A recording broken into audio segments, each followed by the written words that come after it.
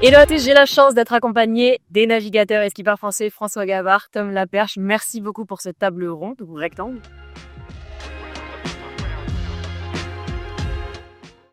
Donc du coup, cette petite table ronde pour parler un peu de résilience, de la force du mental, de notre rapport à l'océan.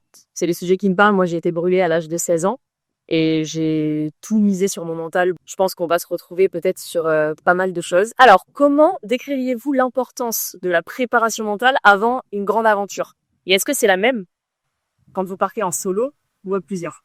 Alors, en équipage, en tout cas, il y a une préparation qui est quasiment collective, de savoir ce que chacun attend. Et il y a un travail, pas forcément relatif à la préparation mentale, mais de confiance entre chacun pour réussir à trouver le fonctionnement le plus fluide pour des manœuvres, pour des choix stratégiques, pour la vie à bord. Et ça, c'est quelque chose qui demande en fait pas mal de préparation et d'entraînement et qu'on arrive à mettre en place. En tout cas, on voit qu'à chaque navigation, chaque temps passé ensemble, on progresse. Et pour le côté solitaire, bah là, il y a la question de se gérer soi, gérer ses émotions, son mental.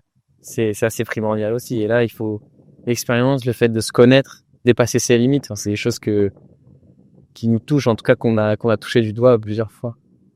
On a vu un peu l'importance du coup de se préparer mentalement pour mieux faire face aussi à l'épreuve. J'ai envie, Tom, forcément de te reparler de janvier 2024 et cet accident que tu as eu. Est-ce que tu peux nous en parler, peut-être pour ceux qui connaissent pas l'histoire? Et est-ce que après on peut revenir un peu sur justement cette notion d'échec, sur ce ressenti et comment on transcende ça? Toi, pareil, François, si tu as une histoire qui t'est arrivée en nav, quelque chose, t'as-tu transcendé en fait pour aller de l'avant et face à l'échec? Alors concrètement, là, j'étais sur le trimaran SVR Lazartigue et on était parti de Brest. On revenait à Brest, on faisait le tour du monde en solitaire sur ces grands bateaux en course. Donc on était 6 trimarans ultimes au départ et on descend l'Atlantique à pleine vitesse. Ça se passe bien. Je suis souvent en tête, parfois deuxième. On a un match compétition en tout cas avec un autre concurrent, Charles Caudrelier, qui est hyper intense. Et on commence à attaquer le début des mers du Sud, on va dire la première grosse dépression qui va nous permettre de partir sous l'Afrique du Sud, ensuite l'océan Indien, l'océan Pacifique, avant de remonter l'Atlantique pour finir. Et donc là, on est au sud de l'océan Atlantique. Et en milieu de nuit, au moment où je fais une petite sieste, je percute quelque chose dans l'eau. Quelque chose que je ne vois pas, je sais pas ce que c'est. Et par contre, ce qui est sûr, c'est que juste après le choc, il y a quelques minutes de vraiment d'appréhension, de peur assez intense parce que je sais que le bateau, il y a quelque chose qui est cassé. Il y a des alarmes qui se mettent en route.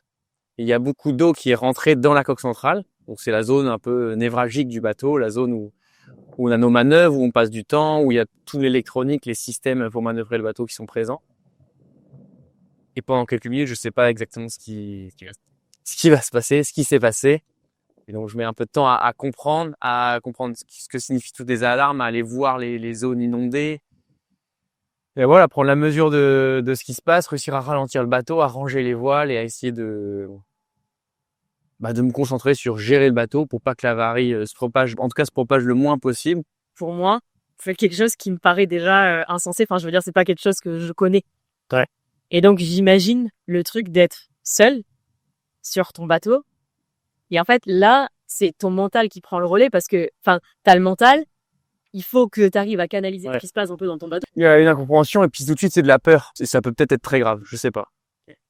Et après, tout de suite, le cerveau, il passe dans un mode où je arrive à bien raisonner, être assez cohérent, rationnel. Et là, c'est une déception énorme que je prends conscience que la course, la compétition, ce projet de faire ce tour du monde en solitaire, il en prend un gros coup.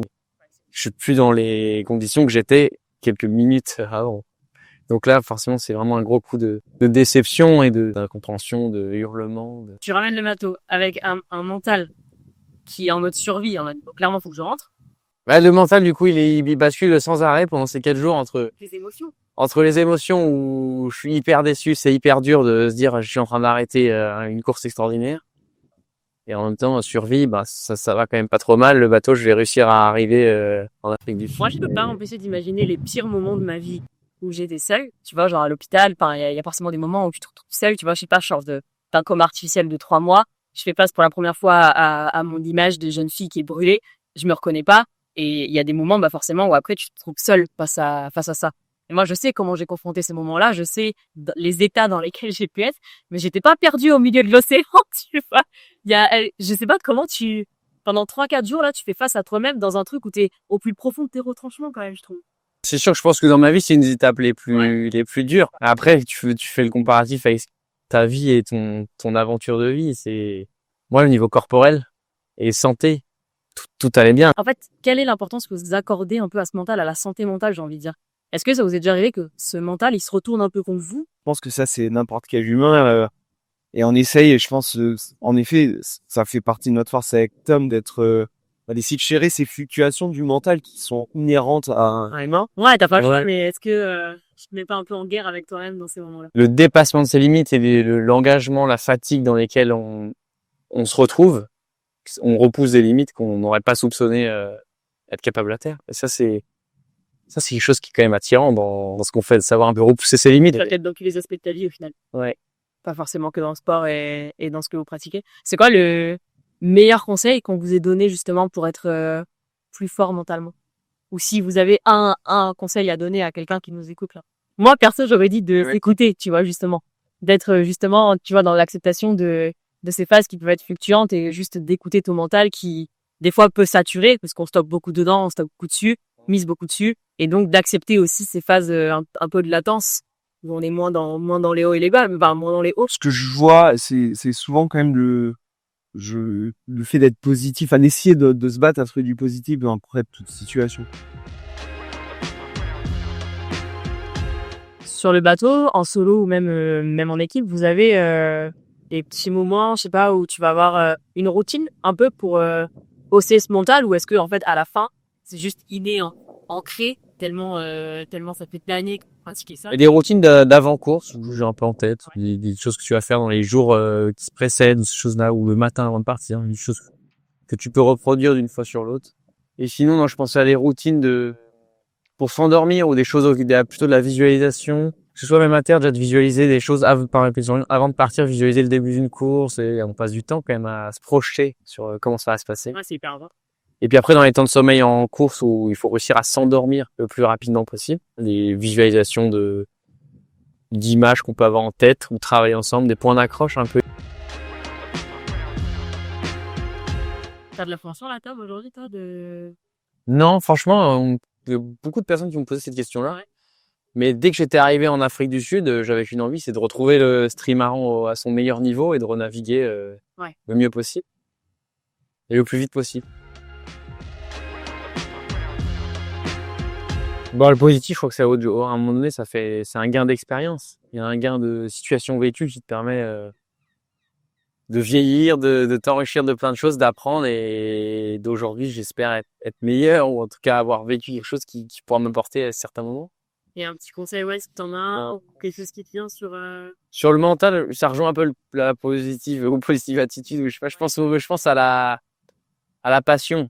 Ça, je pense que c'est une chance d'avoir une passion dans sa vie, et quelle qu'elle soit, ça permet de se rattacher, d'avoir des choses qui nous plaisent. Il y a un sujet qui, moi, personne me touche beaucoup, même quand je surfe et tout, c'est la pollution. Mais je sais pas s'il y a une image qui vous a marqué négativement, je veux dire, de cette pollution, cet impact, ça serait pas. L'océan, de manière globale, il est malmené. Hein. Il faut bien en être conscient. Alors nous, en tant que marins, témoins de ça, ce qu'il faut bien comprendre, et ça c'est important, je pense, que d'avoir ce rôle-là, c'est de se dire que si l'océan est malade, si l'océan est pas en bonne santé, la vie sur la Terre, en global, elle est quasiment impossible. Bon, en tout cas, merci les gars pour ces moments. C'était très chouette de parler de mental, de résilience avec vous. Et bon vent, du coup, comme on dit, on va suivre tout ça. Ouais.